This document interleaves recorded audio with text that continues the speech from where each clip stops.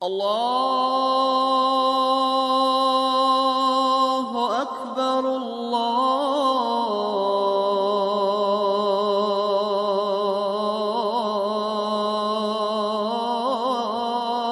Akbar. Assalamualaikum warahmatullahi wabarakatuh. Hamdan wa syukran lillah. Salatan wa salaman ala Rasulillah wa ala alihi wa sahbihi wa man walah, amma ba'd.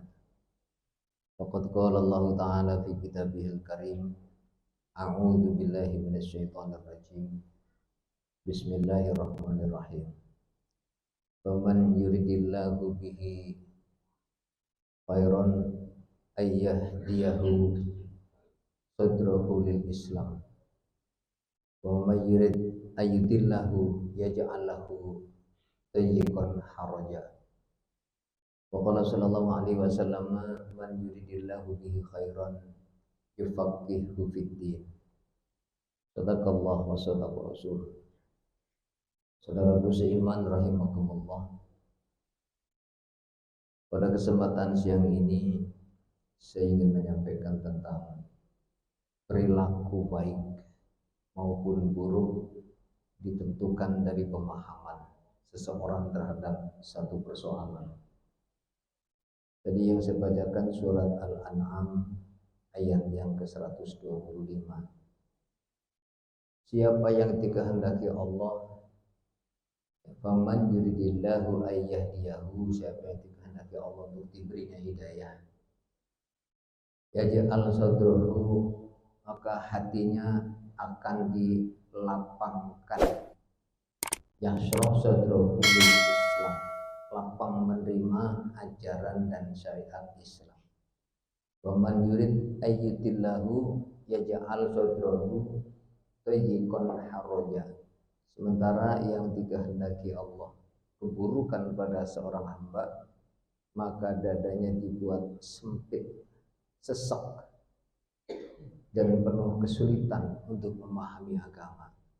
Sementara dalam hadis Sahih Bukhari Muslim, Rasulullah Shallallahu Alaihi Wasallam bersabda, man yuridillahu bihi khairan yufaqihu fid din.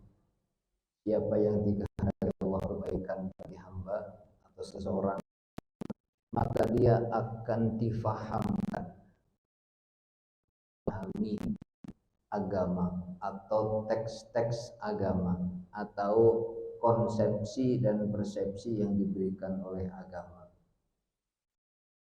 Dalam satu riwayat yang lain, Rasulullah Shallallahu Alaihi Wasallam bersabda, "Idza aradallahu bi'abdihi khairan salaka fi qalbihi al-yakin wat tasdiq."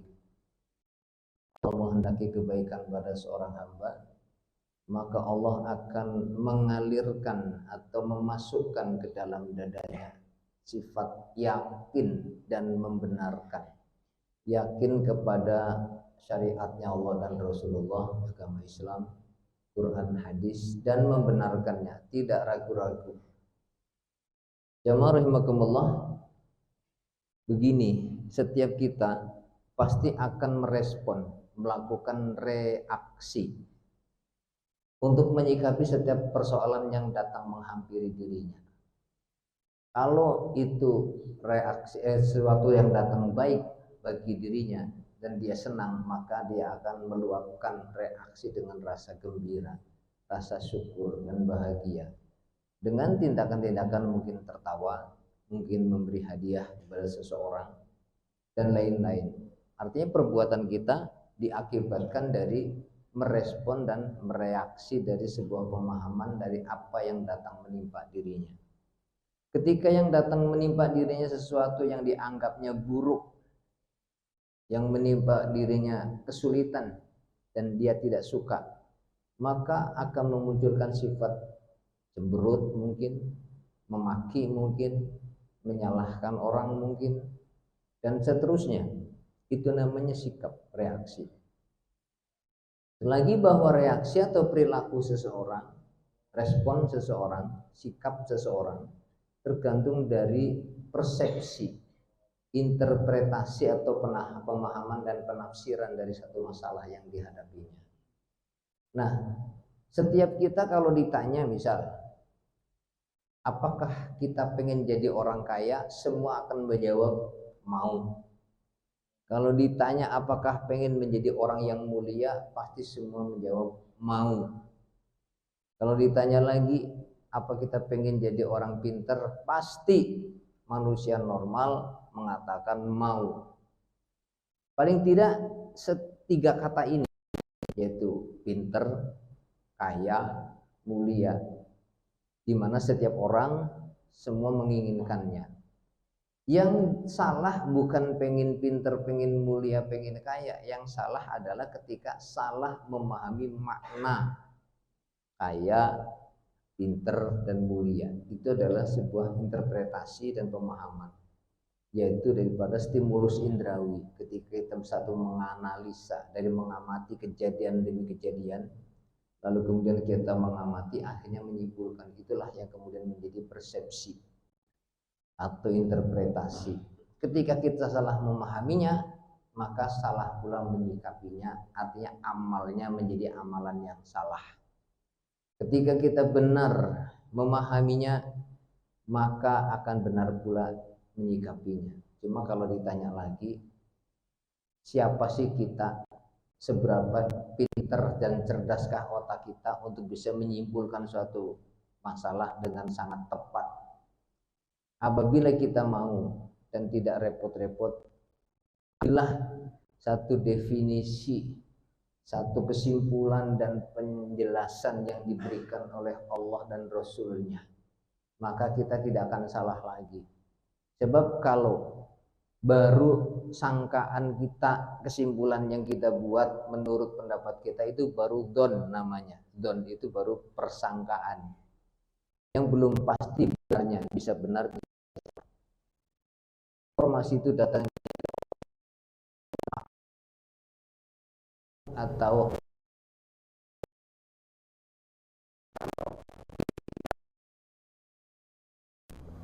cocokkanlah dengan apa yang dikatakan Allah dan Rasul. Prasangka baru don. Ketika kita sudah, oh ternyata ini kata Allah begini, ketika benar dan cocok sama baru yakin. Maka dalam hadis qudsi, ana inda dzanni 'abdi bi, saya hamba. Jika hambanya berprasangka baik, ya kebaikan akan hadir padanya. Jika dia berprasangka buruk, maka keburukan akan meliputinya. Ini dalam acara-acara manajemen training kepribadian, diantaranya mengatakan kalau kita selalu berbaik sangka, energi positif yang ada di alam akan rame-rame datang menghampiri kita. Lalu kalau kita selalu bernegatif thinking, maka energi negatif di alam akan mengerubuti kita. Padahal kalimat energi positif di alam ini adalah keberkahan yang Allah berikan. Sementara itu kalau buruk sangka, ketika negatif datang, itu adalah kemurkaan Allah yang datang kepada dirinya. Saudaraku seiman rahimakumullah, kalau kita pengen kaya, di mana setiap kita pengen, jika ada dua orang setidaknya, ambil sampel. Satu, si A memahami makna kaya itu orang yang hartanya banyak, penghasilannya besar. Ketika dia memahaminya kaya itu penghasilan besar, harta banyak, karena dia pengen, maka jelas yang penghasilan besar dan memiliki harta yang banyak. Lalu jika ditempuh dengan cara-cara yang baik dan normal, yang wajar tidak didapatkan, maka dia akan menempuhnya dengan tidak wajar, alias menempuh jalan yang diharamkan. Karena sama keinginannya adalah kaya, sebenarnya adalah penghasilan besar, kemudian harta berlimpah. Kok ditempuh dengan cara yang jujur dan elegan, tidak didapatkan, ya sudah, dia akan menempuh cara yang haram, menghalalkan segala cara. Dan dianggapnya dengan kaya dan sukses itu menjadi orang yang bahagia, padahal belum tentu. Sementara si B memahami makna kaya adalah ketika dirinya menerima karunia rizki dari Allah, lalu kemudian disyukurinya dan digunakannya untuk ibadah, tekan hasrat, keinginan, kepuasan hawa nafsu.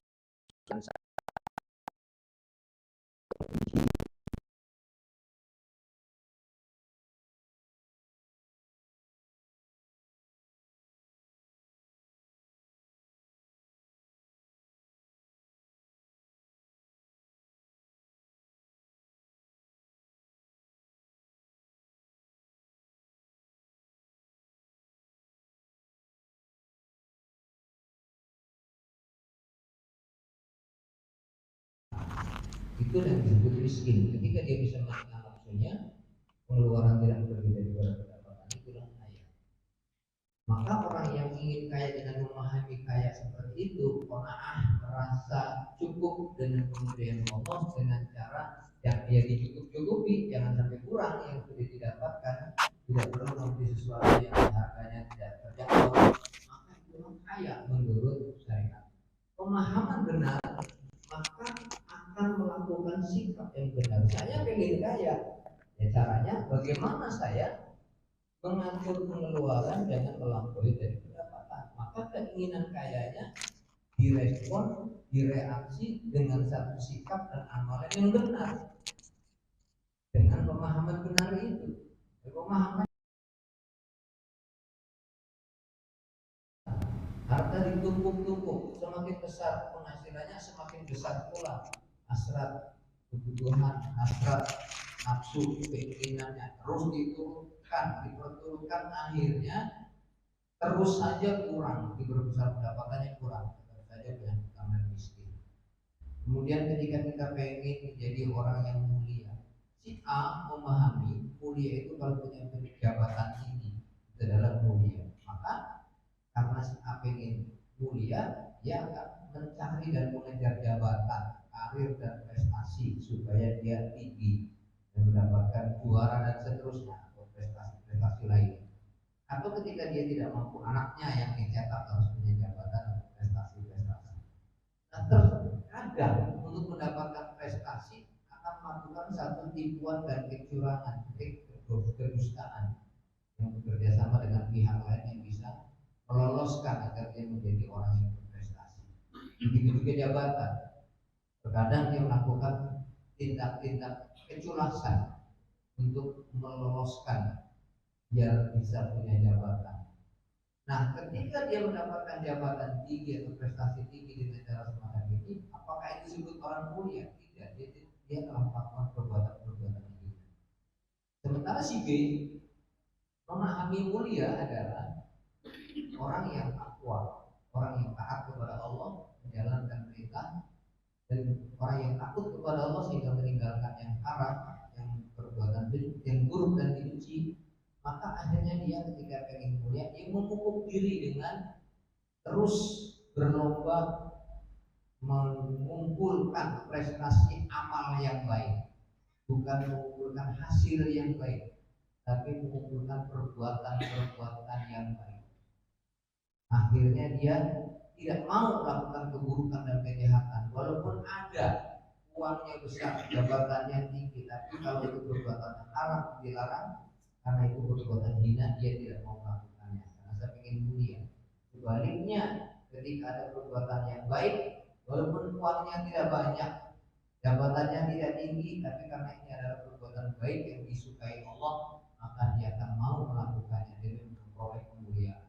Nah, orang yang memahami mulia adalah takwa dan kebaikan serta kesolehan, akhirnya dia mengukir prestasi amal soleh sehingga dia menjadi orang yang baik. Walaupun tidak punya jabatan, tapi baik di mata Allah, baik di mata manusia, itulah sesungguhnya kemuliaan. Dan orang yang semacam ini sadar bahwa semua orang pasti akan kembali kepada Allah, akan meninggal dunia, akan mati, sama yang kaya mati, yang miskin mati, yang pejabat mati, yang rakyat mati. Lalu kemudian kalau mati membawa jabatan dengan cara yang jelas dan nakal, buat apa? Sementara kita kalau mati dalam ketaatan kepada Allah dan amal-amal yang soleh, maka selamat. Itulah orang memahami makna mulia dengan jabatan, maka dia akan mengejar jabatan dengan segala macam cara. Akhirnya dia terjerembab dan terjumus pada perbuatan-perbuatan hina yang disukai Allah. Sementara orang yang memahami dia adalah yang takwa, maka dia tidak terjebak pada tipuan-tipuan, jebakan-jebakan kehinaan, walaupun akan mendapatkan jabatan yang tinggi. Dia rela dengan jabatan apanya, yang penting itu benar. Tidak peduli dia tidak punya jabatan, yang penting mulia di mata Allah. Begitu yang terakhir adalah memahami makna pinter. Kalau kita memahami makna pinter, orang yang gelarnya banyak, titelnya banyak, pengetahuannya banyak, maka dia akan banyak mengejar gelar akademisi. Lalu dia akan banyak mengikuti berbagai acara, seminar, simposium, dan sebagainya. Lalu dia sebut orang yang pinter mengetahui segalanya. Tapi orang yang sibuk begini, dia lupa menyiapkan bekal untuk dibawa mati. Akhirnya orang semacam ini meninggal dunia dalam keadaan dimurkai Allah, masuk neraka. Dunia yang sebentar dengan pengetahuan dan harta yang banyak, akhirat yang abadi dia tak punya bekal, akhirnya disiksa. Itukah disebut pinter? Tidak.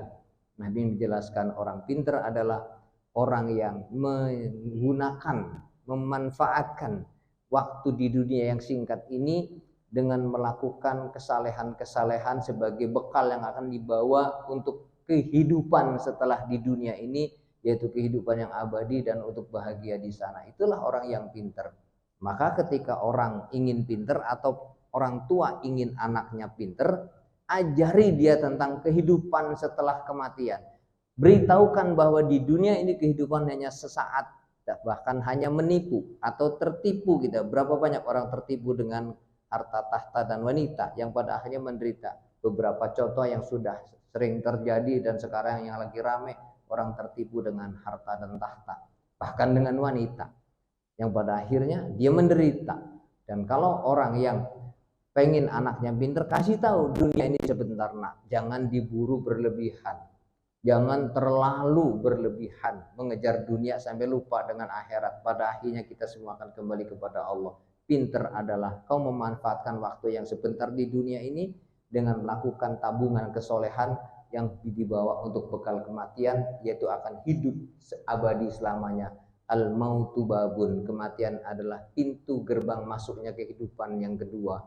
Sekarang kita sedang hidup yang pertama, nanti akan dimatikan. Kita sudah mengalami mati yang pertama. Sebelum lahir ke dunia kita mati, namanya alam ruh. Lalu kemudian kita sekarang dihidupkan, disatukan ruh dengan jasad. Lalu kita akan dimatikan kembali, dipisahkan ruh dengan jasad. Lalu nanti kita akan dikembalikan hidup, yaitu hidup yang sesungguhnya, hidup yang hakiki, hidup yang abadi.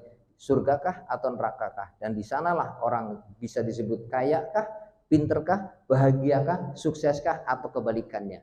Maka ajari anak kita bahwa hidup yang sebentar jangan disia-siakan. Cerdas-cerdaslah kau jadi orang, mengumpulkan bekal untuk kebahagiaan hidup yang abadi di akhirat. Demikian yang saya sampaikan. Jadi kesimpulannya, perilaku seseorang itu ditentukan oleh pemahaman terhadap suatu masalah. Ketika dia memahami masalah itu benar, maka sikap yang muncul ada kebaikan dan kebenaran. Ketika dia memahami suatu persoalan itu salah, maka dia akan salah pula menyikapinya. Dan tidak ada kebenaran yang hakiki kecuali apa yang datangnya dari Allah dan Rasulnya. Sementara apa yang disimpulkan oleh manusia satu dengan yang lain saling tarik ulur, saling merasa benar sendiri, saling menyalahkan, maka tidak akan pernah ketemu, karena itu baru dzon, baru sangkaan. Maka lihatlah apa kata Allah, apa kata Rasul, ikuti, insya Allah kita akan selamat. Semoga Allah memberikan kita hidayah, baik hidayah irsyad maupun hidayah taufik, memberikan ilmu yang manfaat, imannya kuat, istiqomah dalam taat, wafatnya husnul khatimah. Subhanakallahumma wa bihamdika asyhadu an la ilaha illa anta astaghfiruka wa atubu ilaik. Walhamdulillahirabbil alamin. Assalamualaikum warahmatullahi wabarakatuh.